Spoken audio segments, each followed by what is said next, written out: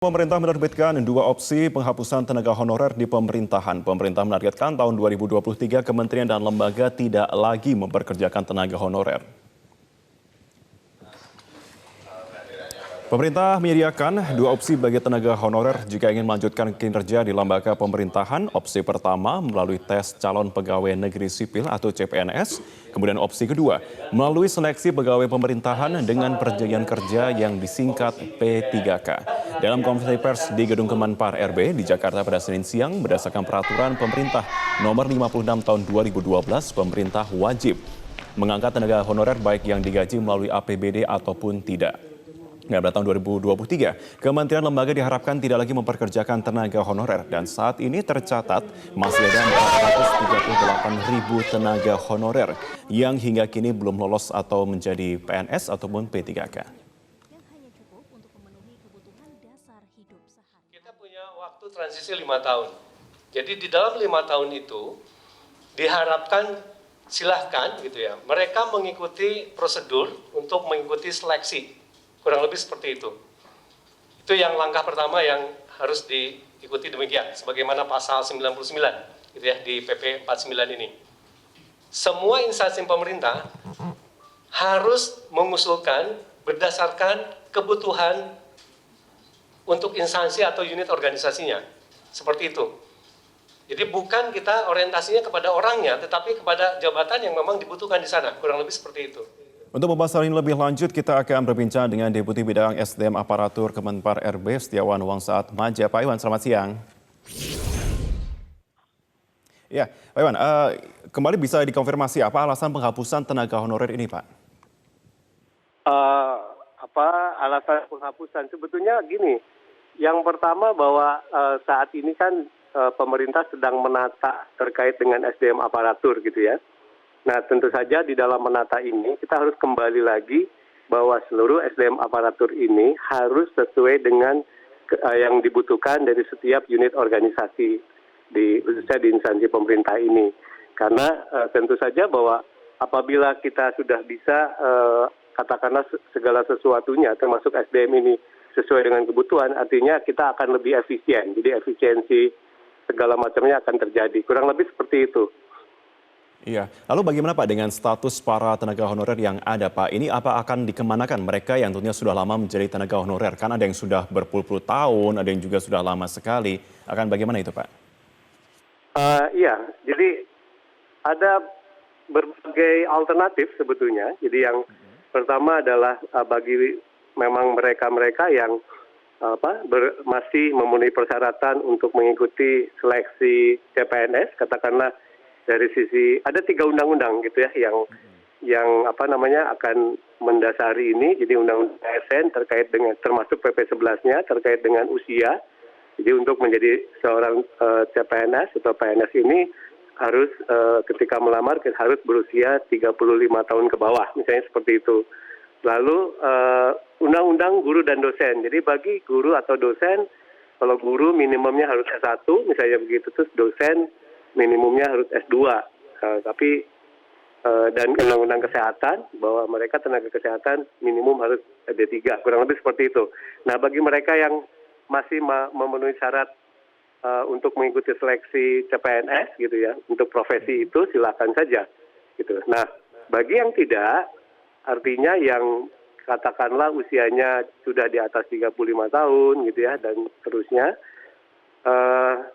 dipersilahkan untuk mengikuti seleksi untuk pegawai pemerintah dengan perjanjian kerja. Kurang lebih seperti itu. Oke, berarti ketika mereka sudah di atas usia batas maksimum itu, maka mereka akan kemudian dimasukkan ke dalam kategori P3K, berarti begitu ya Pak Iwan ya? Iya, tetapi harus memenuhi persyaratan kualifikasi pendidikan sebagaimana Undang-Undang Guru dan Dosen dan Undang-Undang Kesehatan ya. Tapi untuk penghapusan ini Pak, apakah kemudian akan serentak dilakukan atau hanya di pusat dulu Pak?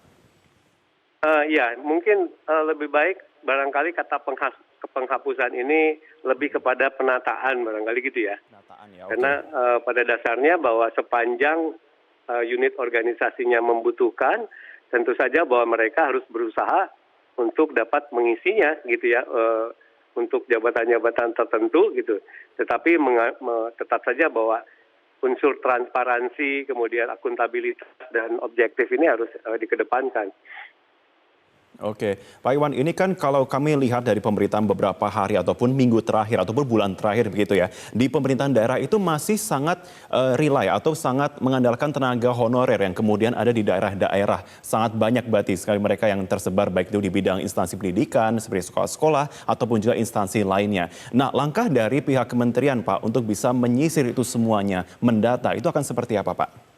Ya, pertama kami sudah berkoordinasi juga dengan Kementerian Pendidikan Kebudayaan dan sebentar dalam minggu ini juga kami akan secara intensif koordinasi dengan Kementerian Pendidikan dan Kebudayaan, kemudian Kementerian Keuangan, Kementerian Dalam Negeri ya terkait dengan apakah betul-betul tenaga yang dibutuhkan seperti guru, tenaga kesehatan itu jumlahnya berapa.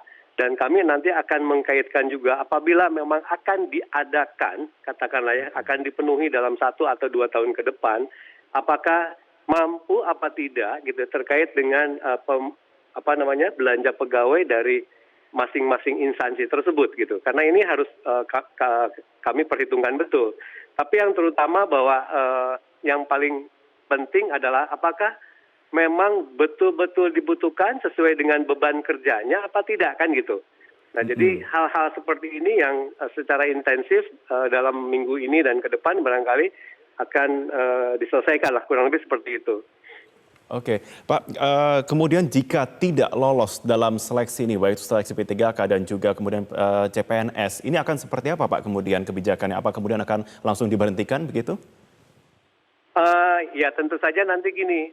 Kita punya masa transisi sampai dengan 5 tahun sejak PP 49 2018 ini diundangkan. Jadi saat ini adalah masih dalam masa transisi dan nanti tentu saja akan kita evaluasi. Jadi berapa dan statusnya seperti apa yang memang tidak lolos sama sekali, kurang lebih seperti itu. Karena bagaimanapun juga kualitas ini jadi nomor 1. Jadi bahwa saat ini khususnya barangkali di dunia pendidikan, kalau kami melihat konsep dari Menteri Pendidikan dan Kebudayaan, bahwa ini menjadi ujung tombak. Dan kita kelihatannya kan untuk dunia pendidikan ini tidak bisa juga sembarangan atau main-main gitu ya untuk mencari seorang guru atau dosen ini. Karena ini merupakan jangkar barangkali untuk anak-anak kita ke depan. Oke, singkat saja Pak Iwan, terakhir untuk rencana ini, penataan ini akan mulai diberlakukan per kapan sehingga masyarakat yang saat ini masih menyandang sebagai status honorer bisa kemudian segera memperbarui statusnya? Sebetulnya kan ini sudah sejak lama, jadi sejak 2005 untuk menata tenaga honorer ini sudah dilakukan.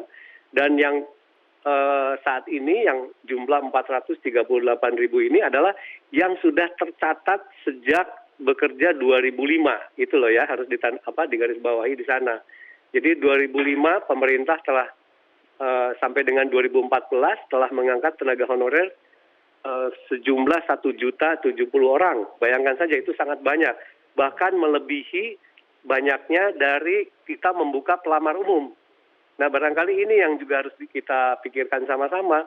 Nah oleh karena itu saat ini adalah yang 438.000 adalah tenaga-tenaga yang tahun 2012 telah diuji, telah diberikan seleksi dan pada saat itu bahwa kita satu kali harus melalui pola seleksi tahun 2012 dan harusnya sudah selesai kan gitu ya. Jadi secara hukum sebetulnya sudah selesai.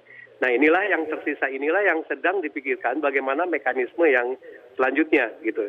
Baik, itu yang dimaksud yang kita sebut ini. Baik, kita nantikan seperti apa tentunya ya Pak ya pengawasan di sana. Terima kasih Bapak Setiawan Wangsaatmadja untuk waktunya bersama kami di Metro.